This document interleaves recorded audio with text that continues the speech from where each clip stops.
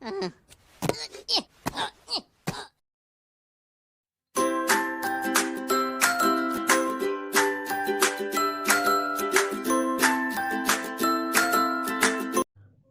semuanya, nama saya Christina Oktiviani dengan NPM 1842106. Saya dari Universitas Internasional Batam. Hari ini saya akan menjelaskan case study mata kuliah Manajemen Keuangan.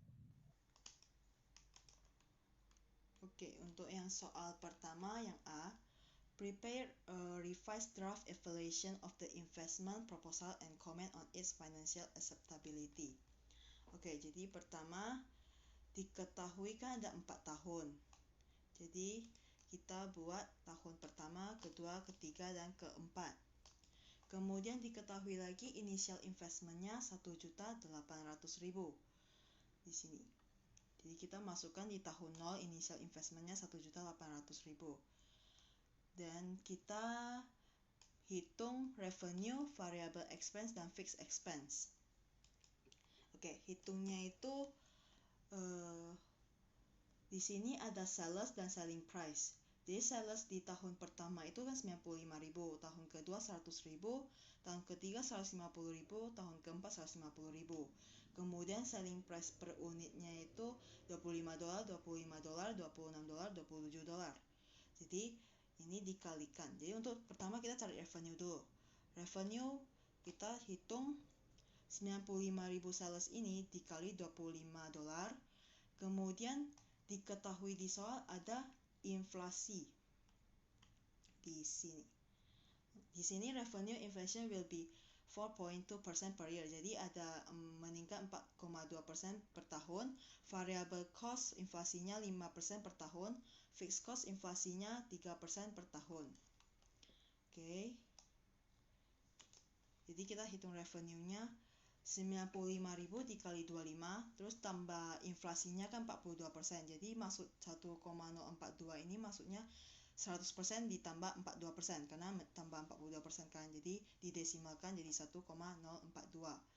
Kemudian hasilnya kan kita dapat 2.474.750. Kemudian untuk yang tahun kedua, dia kan sama 100.000 dikali 25, terus ditambah inflasi rasionya 42%, kemudian pangkatkan 2 karena dia di tahun kedua. Jadi setelah meningkat di tahun pertama, kemudian meningkat satu kali lagi. Jadi di tahun kedua, jadi sama juga di tahun ketiga pangkat 3, tahun keempat pangkat 4. Jadi sama ya, dikalikan saja. Oke. Untuk variable expense, cara hitungnya juga sama dengan revenue. 95.000 salesnya dikali dengan variable cost $11. Kemudian tadi kan inflasi di soal sebesar 5%. Oke. Jadi dikali dengan ditambah dengan 5%. Jadi 100% tambah 5%. Desimalkan 1,05. Kemudian tahun kedua juga pangkat 2, tahun ketiga pangkat 3, dan tahun keempat pangkat 4. Kemudian fixed expense. Soal 3%. Jadi sama juga dengan variable expense. Kita dan diketahui relevant fixed costs are forecast to be $150,000 current price term untuk sekarang, untuk per tahun. Oke, jadi kita pakai 150.000 ini ditambah inflasi sebesar 3%. Jadi 1,03. Kemudian tahun kedua kita dipangkatkan 2, tahun ketiga pangkatkan 3, dan tahun keempat pangkatkan 4. Oke. Dari sini kita dapat update-nya, ditotalin dari revenue sampai update. Oke. Kemudian kita hitung depreciation. Depreciation diketahui di soal. Milestone Co. can claim tax allowable depreciation of 25% per year on a reducing balance basis. Jadi dengan 25% pakai reducing balance basis on initial investment. Oke. Jadi kita pakai reducing balance basis di sini. Untuk initial investment 1.800.000 dikali dengan 25% kita dapat 450.000. Jadi 1.800.000 ini dikurang 450.000, book value tahun pertama kita dapat 1.350.000. Jadi untuk tahun kedua kita pakai book value yang tahun pertama, yang setelah kita hitung depresiasi tahun pertama ini. Tahun kedua kita pakai yang tahun pertama 1.350.000 dikali 25%, hasilnya 337.500, dapat 1.012.500. Oke. Selanjutnya tahun ketiga juga sama, pakai book value yang tahun kedua, kemudian dikali 25%, habis itu dikurangin dapat book value. Oke, untuk tahun keempat di soal tercantum the investment has no scrap value. Jadi maksudnya tidak ada nilai residu. Kalau tidak ada nilai residu, maka book value yang di tahun keempat ini harus dinolkan. Jadi karena nilai sisa di tahun ketiga 759.375, kita kurangin di tahun keempat ini jadikan 0. Oke, jadi depresiasi kita sudah dapat 4 ini, kita masukkan. Oke. Dapat EBIT ditotalin dari EBIT di total dengan depreciation. Oke.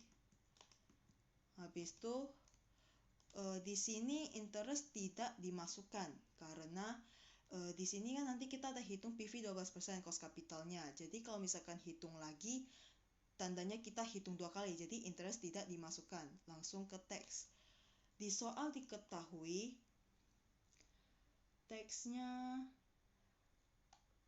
Marston Co can claim tax the corporation tax rate is 22% per year. Okay, and tax liabilities are payable 1 year in arrears. Jadi maksudnya 1 tahun setelahnya kita baru bayar tax. Jadi yang pertama, karena 1 tahun setelah bayar 1 tahun setelahnya, jadi yang tahun pertama, tax tahun pertama dibayar di tahun kedua. Kemudian tahun kedua dibayar tahun ketiga bayar di tahun keempat. Dan tahun keempat kita bayar di tahun kelima, maka ada tabel tahun kelima. Oke, jadi 773.000 ini dikali dengan 22%. Hasilnya 170.060 rupiah. $60, sorry. Terus selanjutnya sama. Oke. Setelah dapat tax, kita dapat NOPAT, kita totalkan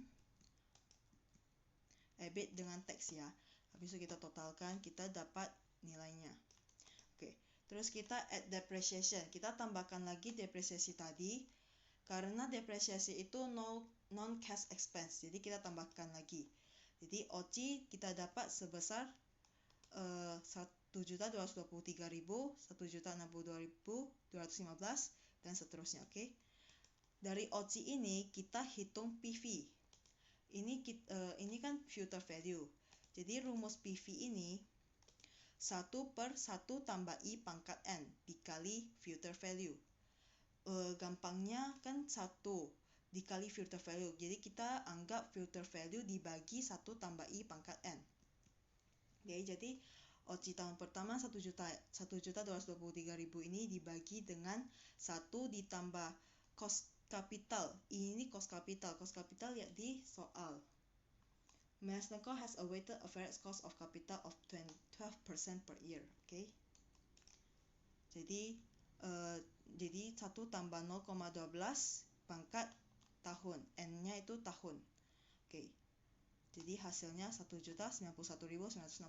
Sama juga dengan tahun kedua. Pakai OCI yang di tahun kedua, kemudian 1 ditambah 0,12, 12%-nya ini dipangkat dengan tahun kedua. Dan tahun ketiga juga sama, tahun keempat juga sama, dan tahun kelima juga sama. Kemudian kita totalkan PV-nya. Dapat total PV, kita hitung NPV. NPV hitungnya initial investment, yang pengeluaran pertama yang modal itu outflow ditambah dengan inflow. Jadi kita dapat NPV sebesar 2.508.550. Oke, jadi NPV di sini menunjukkan positif, tandanya proyek ini memang layak diterima. Karena kalau misalkan dia menunjukkan negatif, itu menunjukkan proyek itu tidak layak diterima karena akan merugi. Jadi kalau misalnya positif itu acceptable. Oke, next yang B. Untuk B, explain any revision you have made to the draft evaluation in part A above. Oke, jadi pertama, tadi kita kan sudah kerjakan yang A. Yang pertama itu revenue variable expense sama fixed expense-nya. Kalau di soal, variable fix sama sales revenue-nya itu beda kan hasilnya. Itu karena di soal ini dia inflasinya hanya pangkat 1 semua. Harusnya dia pangkat per tahunnya, karena diketahui di soal akan meningkat, inflasi akan meningkat per tahun. Jadi setiap tahun akan meningkat. Jadi kan sesuai yang tadi kita hitung, semua udah pangkat 1, pangkat 2, pangkat 3, dan pangkat 4 sesuai dengan tahunnya. Kalau di sini di pangkat 1 semua. Contohnya kita ubah pangkat 2 ini jadi pangkat 1. Oke. Sama kan? Nah, jadi harusnya pangkat 2 sesuai dengan tahunnya. Oke. Kemudian untuk variable expense juga sama. Di sini dia semua dipangkatkan 1, harusnya sesuai tahun. Pangkatkan 2, pangkat 3, pangkat 4. Contohnya ini kita ganti 1. Oke, jadi 1260, 1260. Fixed expense juga begitu. Di sini pangkat 1 dan di sini harusnya jadi harusnya hitungnya pangkat 2, pangkat 3, karena mengalami inflasi. Oke. Next, kita ada revisi. Di sini ada interest payments. Seperti yang tadi saya jelasin, di sini kan harusnya tidak boleh masukin interest, karena nanti kita di sini hitung PV 12%, cost of capitalnya sudah ada interestnya, I-nya. Jadi kalau misalkan kita masukin lagi, tandanya kita hitung 2 kali. Tapi di sana di soal interest paymentnya di sini ada, maka ini harus dihapus. Oke, next, depreciation. Di sini 450, 450, 450, dan 450. Sesuai di soal diketahui dia menggunakan reducing balance basis. Jadi harusnya mengurangi nilai. Tapi di sini malah 450 sampai ke tahun keempat. Oke, next. Taxation. Jadi taxation katanya one year in arrears. Jadi harusnya tahun keempat, taxnya tahun keempat harus bayar di tahun kelima. Tapi di sini tahun kelima tidak muncul. Jadi harusnya ada tahun kelima. Oke. Penjelasannya. Oke, untuk yang C, please help company to evaluate the investment using payback period and ROCE. Oke, jadi payback itu pengembalian modal. Oke, contohnya misalkan modal kita itu 15.000. Terus tiap tahun kita terima 5.000. Ini kita ganti jadi 5.000. Oke, jadi masih di tahun ketiga kita udah bisa balik modal. Gimana kalau 2.000 di tahun ketiga? Kita masih ada sisa 3.000. Jadi 3.000, sisa 3.000 ini kita bagi ke tahun keempat. Yang tahun keempat 5.000 ini kita dapat 0,6. Kemudian untuk tahu berapa bulan kita dikalikan ke 12. Jadi hasilnya 7,2. Jadi untuk balik modal sebesar 15.000 ini kita butuh waktu 3 tahun 7 bulan. Oke, gimana kalau dengan soal ini? Soal ini kita juga sama. Oke, jadi kita kan initial investmentnya pengeluarannya 1.800.000. Kemudian kita ambil OC 2 tahun dulu. 2 tahun ini di sini tahun pertama sama tahun kedua ya. Habis itu tahun pertama kita terima 1.223.000. Kemudian kita kurangin pengeluarannya, masih ada sisa 577.000. Oke. Jadi sisa ini kita bagi ke yang tahun kedua. Oke. Tahun kedua, kemudian kita kalikan ke 12 bulan. Jadi kita dapat 6,52 bulan. Oke, untuk mendapat berapa hari, kan 6 bulan tuh masih ada 0,52, kita kalikan 30 hari. Jadi dapat 15,6. Saya bulatkan jadi 16 hari. Jadi untuk dapat payback dari project ini kita butuh waktu 1 tahun. Oke, 6 bulan dan 16 hari. Kemudian target payback of the proposed project is 2.5 years. Jadi di tahun target payback kita 2,5 tahun. Jadi menunjukkan kalau project ini memang diterima karena yang kita hitung payback projectnya hanya 1 tahun 6 bulan 16 hari. Jadi lebih cepat atau lebih cepat kita balik modal dibanding 2,5 tahun ini. Oke. Kemudian untuk hitung ROCE. Di sini soal kan juga minta kita hitung ROCE. ROCE ini di sini. Oke. ROCE ini juga untuk menghitung pengembalian modal, tetapi versi rasio profitabilitas, jadi versi percentage-nya. Oke. Jadi ROCE ada dua rumus. Ada average NOPAT dibagi initial investment, ada average NOPAT dibagi average investment. Jadi yang average NOPAT ini, NOPAT kan tadi kita sudah hitung untuk yang 5 tahun ini. 5 tahun ini kita rata-ratakan dapat hasilnya 788,640. Oke, dibagi initial investment 1.800.000. Dapat 44%. Kemudian untuk yang kedua, ROCE kedua average NOPAT dibagi average investment. Jadi NOPAT tadi 788,640. Average investment ini rumusnya initial investment ditambah residual value dibagi 2. Karena di soal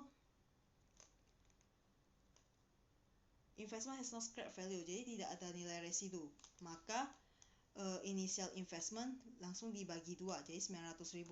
Jadi hasilnya 88%. Oke, dan diketahui target return on capital employed atau ROCE ini 20%.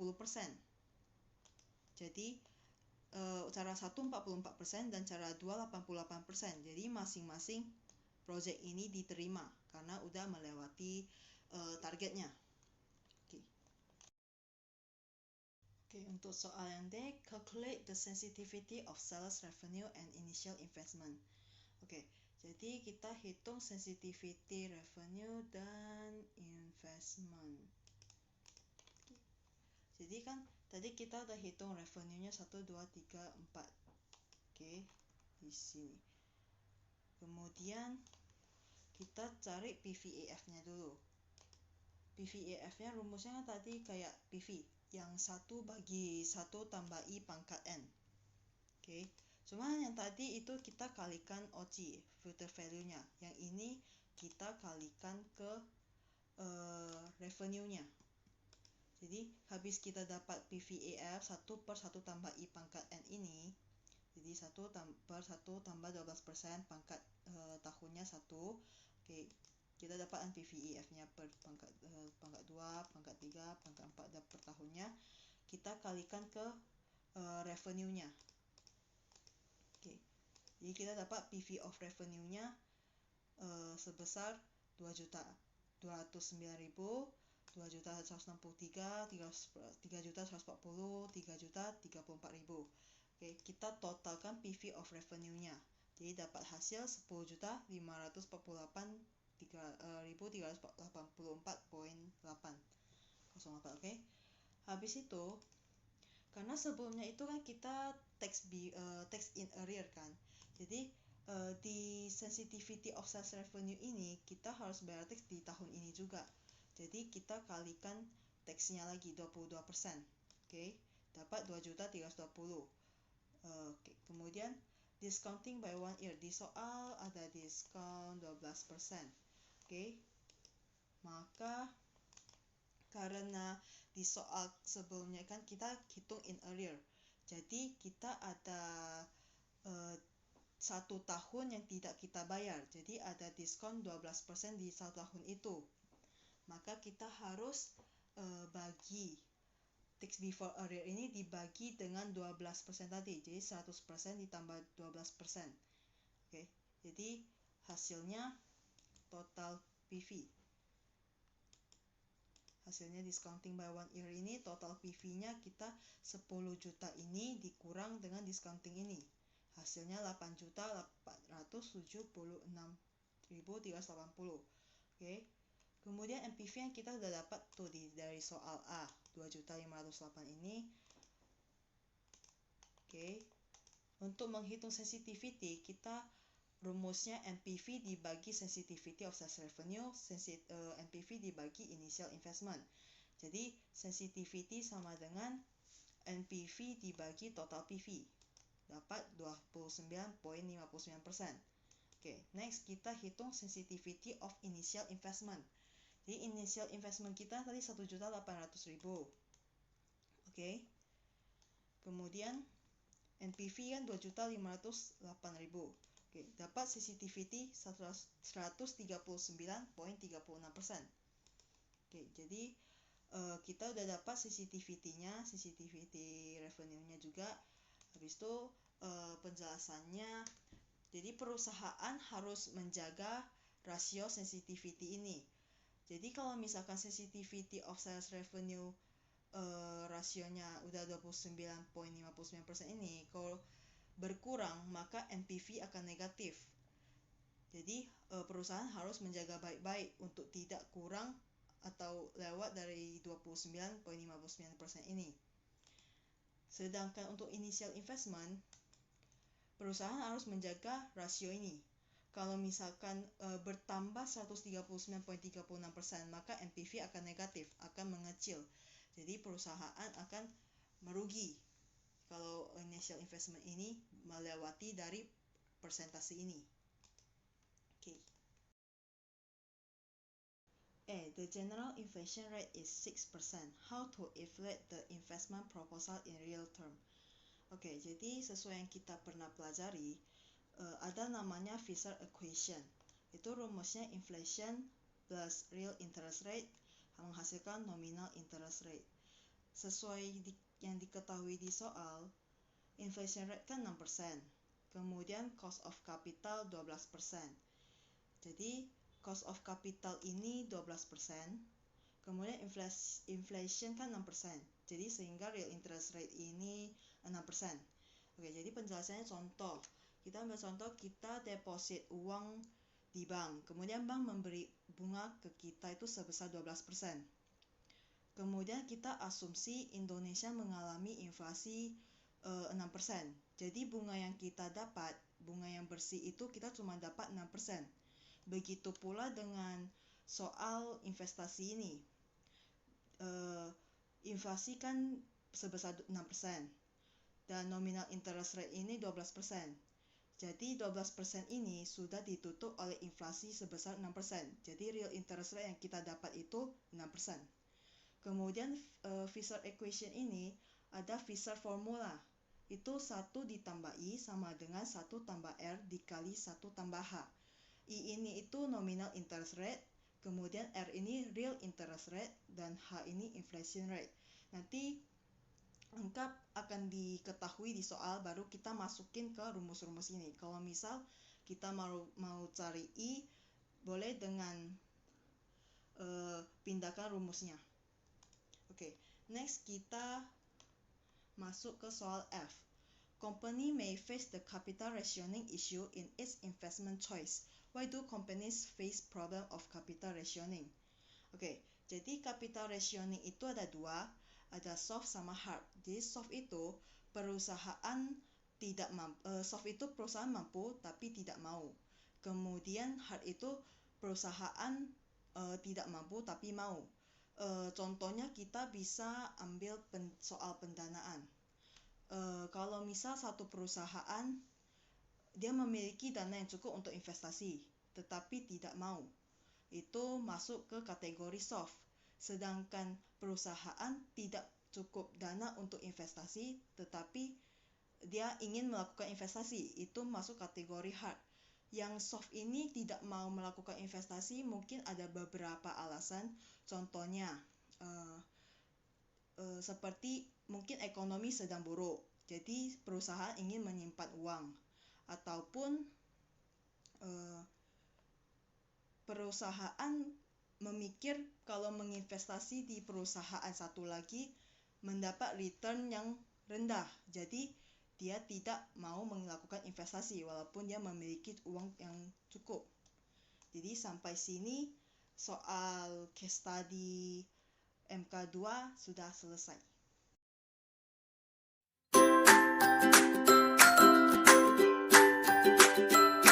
Sekian dari pembahasan case study ini. Mohon maaf jika ada kesalahan. Terima kasih.